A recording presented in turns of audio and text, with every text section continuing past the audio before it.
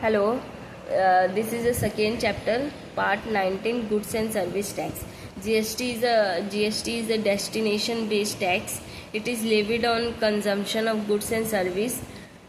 GST has dual aspect with center and state. In tax हम लोग दो तरीके का टैक्स इंडिया में अप्लीकेबल है. एक डायरेक्ट टैक्स होता है, दूसरा इनडायरेक्ट टैक्स होता है. डायरेक्ट टैक्स हम लोग बाद में पढ़ेंगे. इनडायरेक्ट टैक्स जीएसटी होता है. जीएसटी का 4 पार्ट है: CGST, SGST, IGST, UTGST. CGST क्या बोलता है? सीजीएसटी मतलब कौन लगाता है? GST levied by central government. Central government CGST लगाता है.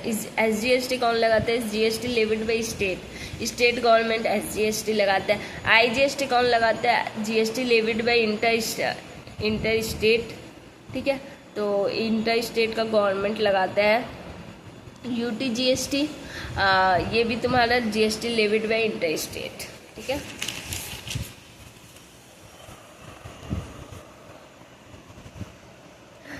characteristics of GST. GST is a common law and procedure throughout the country under a single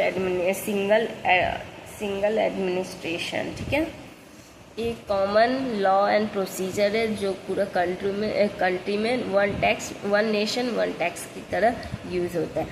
GST दूसरा point, GST is a destination based tax and levied at single point at the time of consumption of goods and service.